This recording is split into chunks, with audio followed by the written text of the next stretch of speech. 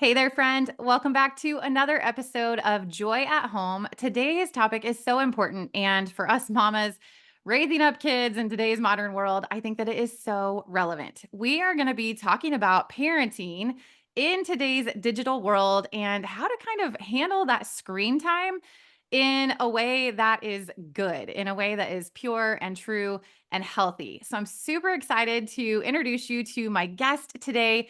As a successful technology author and software consultant, David Tucker is immersed in the world of technology. As a husband and father of three, however, he sees the confusion and pain that it's causing families, problems that can be avoided with the right guidance. Digitalparenting.com came about as a calling to make effective guidance totally accessible. The idea is simple: equip Christian families with the tools and understanding that they need to flourish as they navigate the stresses of today's technology. Welcome to the podcast, David. Thank you so much for having me on. It's so great to have you here. I was actually flipping through your book last night, which I'm sure we'll talk about here at the end of the show today, the Digital Parenting Guidebook. And it really just lays out some of the statistics of what's happening in our world today with technology. And so I kind of wanted to dive into that right off of the bat. Let's talk about some of those statistics regarding the dangers of screen time and technology and some red flags that you are seeing happening right now.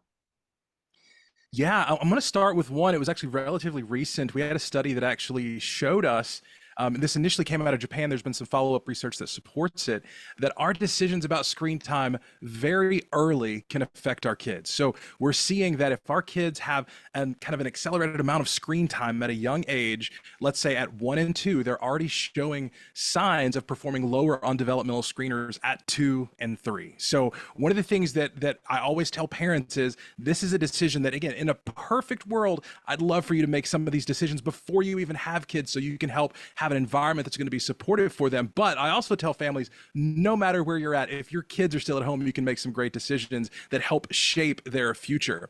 Another statistic that we can see is around the connection that we see between just the amount of screen time and some of the mental health challenges that are happening, especially when we're looking at girls between the ages of 10 and 14. We also see this with boys, although not to, a larger, not to as big of an extent as what we see with the girls. And so this is where we've seen statistics that probably a lot of people have heard little bits about, where we've seen this increase in self-harm for being, when you actually go into a hospital and they say, yes, this was caused by self-harm. We've seen that number increase for girls from 10 to 14, 189% when we look at the numbers from all the way from 2010 all the way up until 2018. And so this is just a trend that we're seeing that's increasing. And so one of the reasons I bring this up to parents is a lot of times we look at screen time and we think, well, maybe it's bad if my kid looks at some bad content, or maybe if it's bad if they get cyberbullied. But what we see is there's a lot of data that shows us that even if none of those things happen, this can be harmful to your child. And on top of that, and here's what COVID really helped us understand, because there was a lot of data that went into this, is helping us understand that this is true no matter what screen our kids are in front of. So if your kids are in front of a screen for 4 hours at school, that doesn't automatically reset when they get home. We have to, as parents, we have to think holistically about all the screen time they're consuming and try to make some wise decisions with that. Wow, those statistics are shocking, but unfortunately very believable. And some of the things you talked about, my kids were in public school. We pulled out to homeschool 3 years ago now. And I was actually kind of shocked to uncover the amount of hours that they were in front of a screen in the public school setting. I mean, 4 to 5 hours a day, very easily. And I had no idea of that because we hadn't really talked about it. And coming from the public school system myself, like we didn't do that, when I was growing up. So I was very surprised to hear about that. You brought up another really good point that I just kind of want to touch on, and that is our very young children when they're being introduced to screens. Is there a correlation that you have seen between the younger ages being introduced to screens and kind of like how that's playing out with like almost being addicted? Definitely. And well, let's say two things that really focus in on that. Addiction is, I mean, if your kid has a lot of screen time early, there certainly is going to be an increased chance that just because of that amount that they could get addicted. But we're also seeing this tied in quite a bit to attention issues. So when we look at ADHD and the like, so there was some research that was done. Dr. Michael Manos of the Cleveland Clinic said kids aged 5 or younger who experience 2 or more hours of daily screen time are 8 times more likely to be diagnosed with focus related conditions. So when we think about that, and a lot of times focus related conditions push kids back into screen time. And so then we see an increase, which then increases the likelihood of seeing something that actually would qualify as addiction later on. Wow. Whew, that's a lot. Okay, we've talked about some of the things that are detrimental, some of the things that are borderline scary, and things that we need to be cautious about and aware of. Are there any good aspects of today's technology when it comes to families and kids that you want to touch on? Yeah, absolutely. And one of the things I say in the book, and I really want parents to hear this, first of all, my career has been mostly in technology. I love technology. Technology is just a tool, and you can use a tool to do something good, and you can use a tool to do something bad. But in terms of our home, we also homeschool our kids. We have from the beginning, and we have a lot of great resources that we've been able to leverage online. So I have a couple of my kids that are interested in learning more about software programming, which is what my career was in, and so I've been able to connect them with some great resources, sometimes even free resources that they can use to help learn. So I don't want to push, any parents totally away from technology, because I do think we're in a culture where our kids need to understand some basics of technology. We're kind of past the point of saying, unless we want to go live in a community somewhere that's completely isolated from technology, our kids having knowledge of it is a good thing, but we just have to learn to do it in a way where we're not harming them by giving something without some common sense boundaries and having some good discussions with them. I find that really encouraging. So that brings up another really good point, which is walking in wisdom. How do you feel like parents can wisely make decisions about what type of content their kids are allowed to consume and how much screen time they're allowing their kids to consume?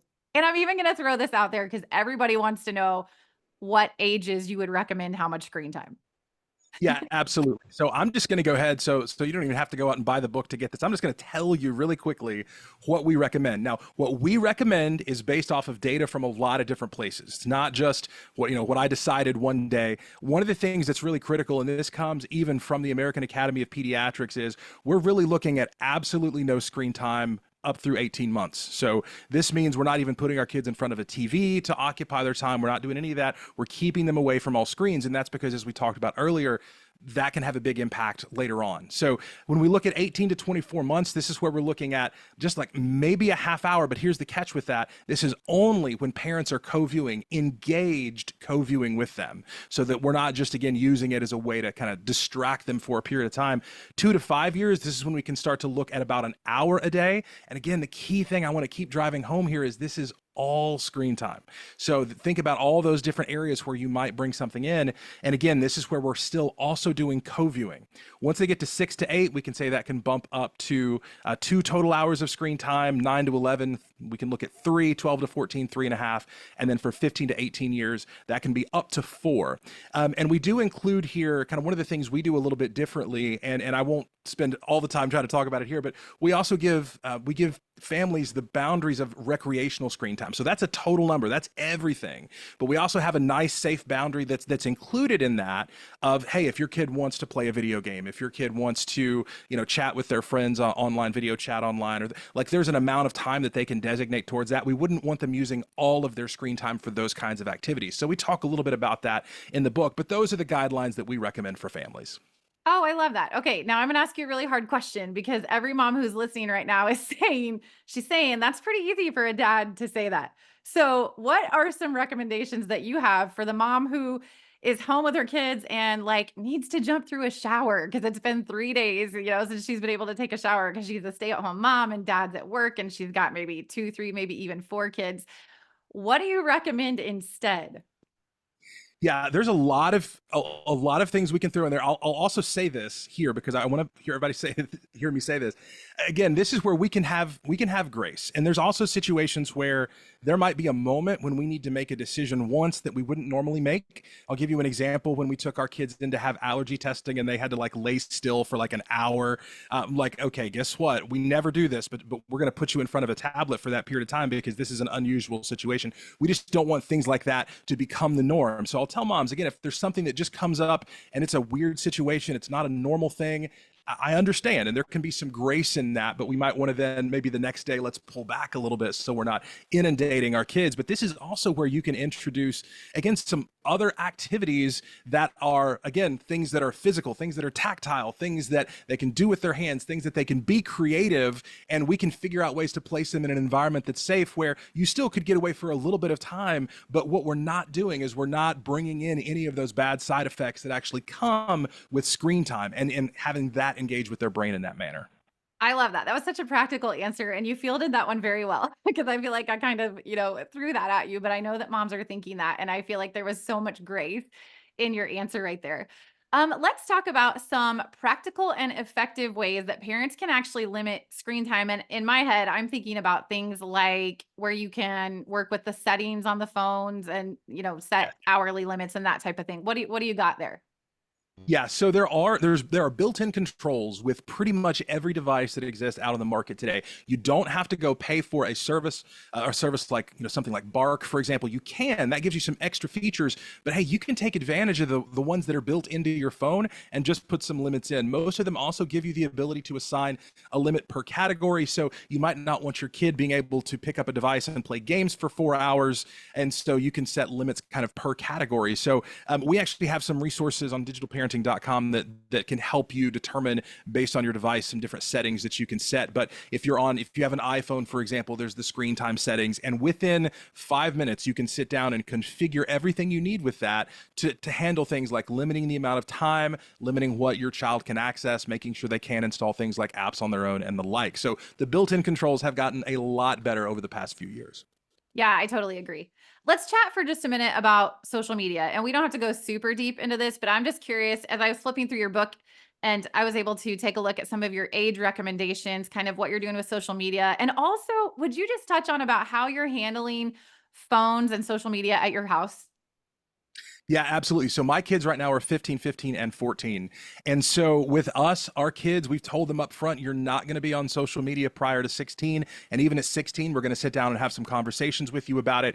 Part of that is because when I've had families come to me before I actually founded digitalparenting.com, I kind of became a resource in my church for helping families. Most all of the issues that happened in recent years were connected to social media. And so I think sometimes we misunderstand what's happening, how it's affecting our brain.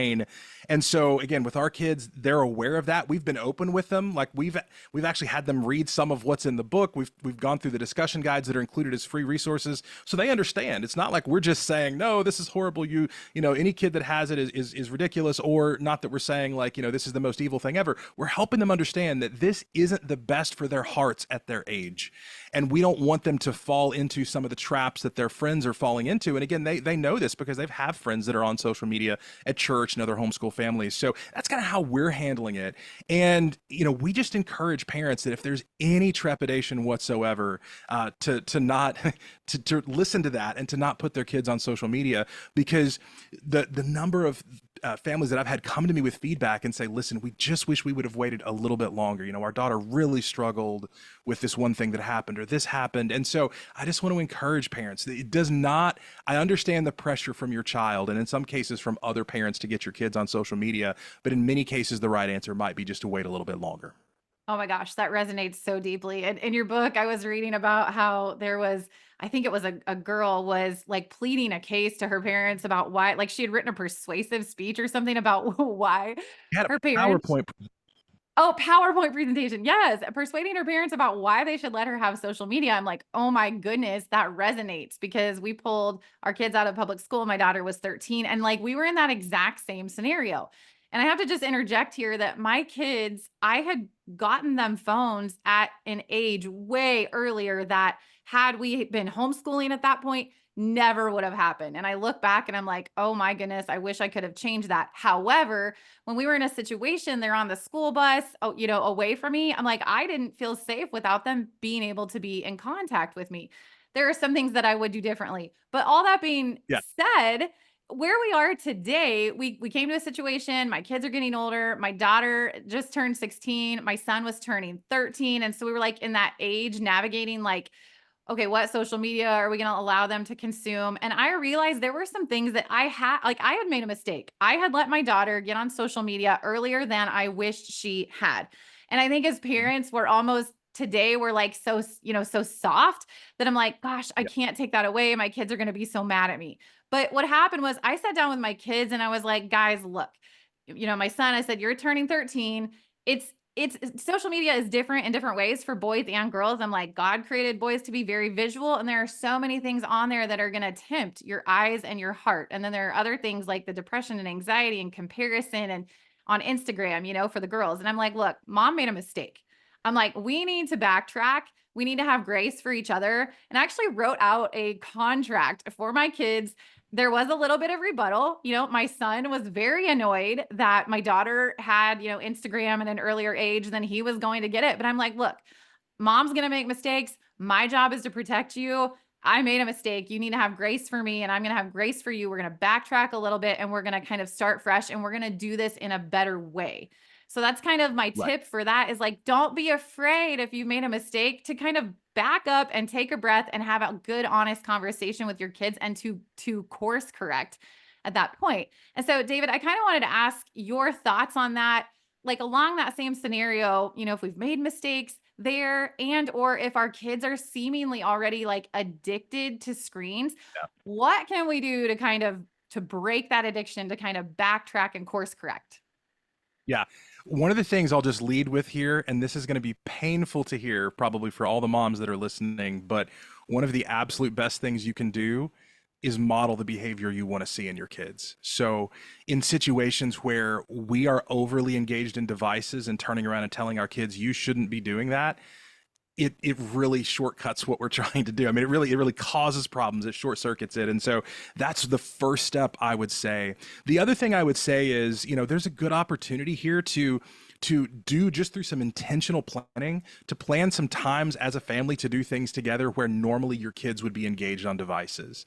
And this can even be something we can go even so far as, hey, if you're going to maybe you're taking a weekend trip with your family, just leave devices at home. And if as a parent there's any way you could leave the device home or just choose to not engage with it other than just maybe directions or whatever you need it for, that's going to be a huge help as well. One of the things you can spot when you're doing those kinds of activities is if your child is truly having a very averse reaction to this. And this is going to start to be one of the things that gives you a hint on whether or not your kid truly is addicted in a clinical sense, or whether your kid just is so used to screen time, it's hard for them to push away from it. And so there are cases where if as a parent, you really have that gut feeling that this doesn't seem normal, they're having such a horrible reaction to this. And we also include something in the book, which is the problematic media use measure, that there are questions you can actually ask yourself that you can determine, like, does my kid, do they potentially lie to get more screen time? Do they sneak a device? Things like that that can help you gauge, and then you can get a little bit of a score. And we would recommend actually taking that into your primary care doctor or a mental health professional and talking with them about it, and they can help judge. Because if there is a true addiction, there might need to be some additional steps that are taken that's different than if you just have a kid who really likes screen time an awful lot. And I think 90% of the people I've talked to fit into that first category where they just really like screen time, but there are some that fit into the other. And so I think just using a little bit of your parents' intuition paired with the resources we have in the book can help you determine what steps you should take. Oh, I love that. So practical. And yes, just kind of a self assessment there for moms. You are absolutely spot on. We do have to kind of take a check and model to our kids. We got to check our own social media use, our own screen use. Are we bringing our phone to the dinner table and expecting our kids not to? Because you are spot on, even though it hurts sometimes.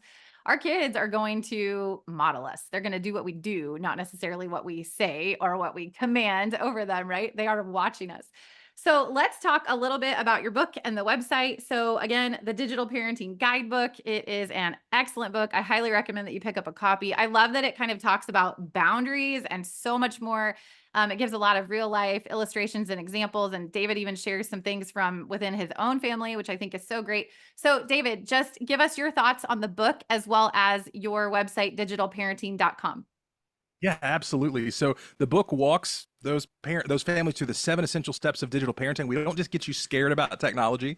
We walk you through what you need to do to implement these principles in your home. And so that's available now on Amazon or most anywhere you can get books. And so I would encourage you to pick up a copy for those of you that maybe are interested in going through this with other families. Once we get to September, we're a little bit away from that, but we're going to be releasing a 10-week small group course that will actually walk through the book, where you actually can have discussion questions and the like to go alongside it. So that's another resource. So if you just stay tuned to digitalparenting.com, kind of just watch there, or go in and create an account so we can email you there, then you'll be able to stay in touch with all the resources that we're going to be coming out with.